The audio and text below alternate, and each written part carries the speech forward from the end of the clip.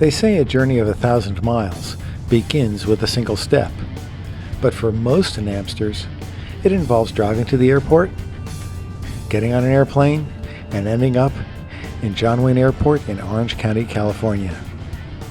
In my case, it was going down Interstate 25 down to the Albuquerque Sunport in Albuquerque, New Mexico. And of course, you can't get there from here, so there's no direct flights. And it means, of course, a layover.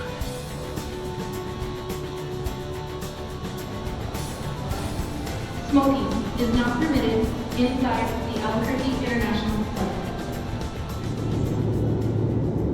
Pringles, cashews, and chocolate chip cookies are $3. All sales are cash only.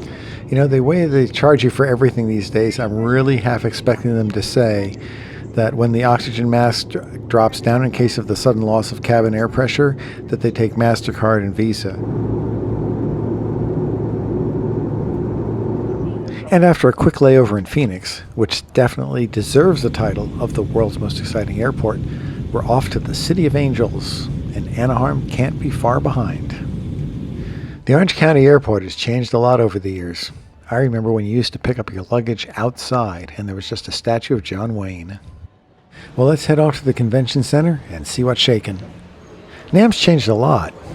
They're emphasizing music more and more. Here we are in the Hilton, where they're setting up the stage, actually one of two stages, in the main lobby area. The sound people are already getting their stuff together, doing the mixers, the PA speakers, and all that. All of this is outside the domain of NAMM itself, but it's happening mostly in the hotels. Here's the famous Hilton Bar, where friendships are renewed, deals are struck, and potential blackmail material is collected. There are even two stages on opposite sides of the bar, so that this way they can have bands playing all the time and not miss a beat by just switching back and forth between them. They even have some pretty heavy-duty lighting stuff. So this is this is really a pretty professional thing. This goes along with the remake of the Promenade or Esplanade or whatever it is. We'll check that out next.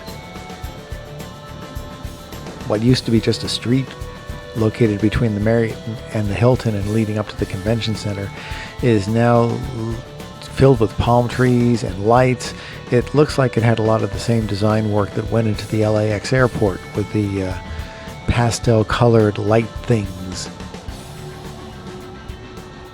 Hey, there's Rick Nakfi from PreSonus. Let's see what he's up to.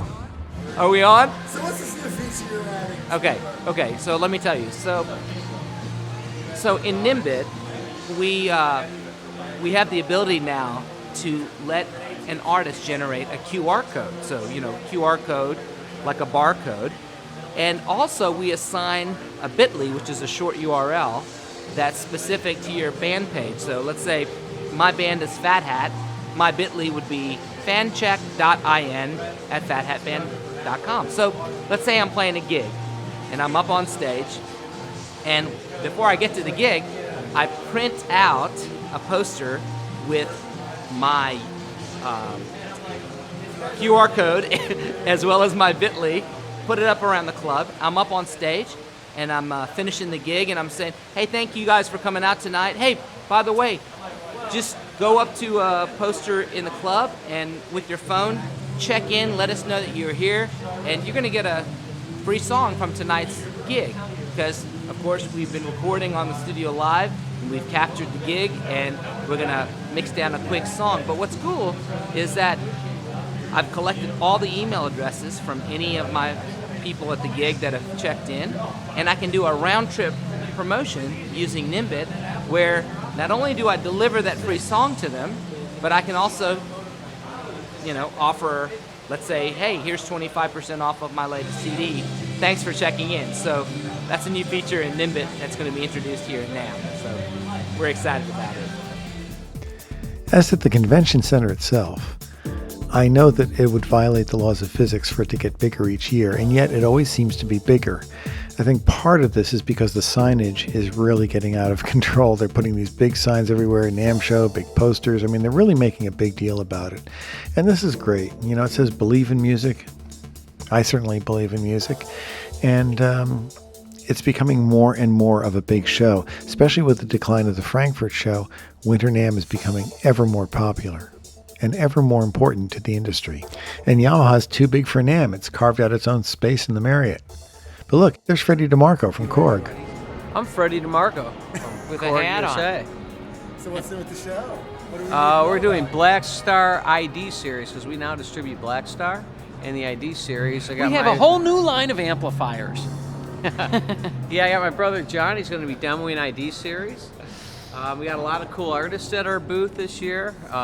Some super groups featuring Frank Gambale, Victor Wooten, Steve Smith, Rod Morgenstein, Jordan Rudess. It's going to be an exciting booth. Whole new makeover on the booth. Very cool. Here's the arena area. NAMM is so big it spills out into the arena, which is where you'll find a lot of the pro audio and DJ stuff, or at least you did in the last few years. We'll see what the deal is this year.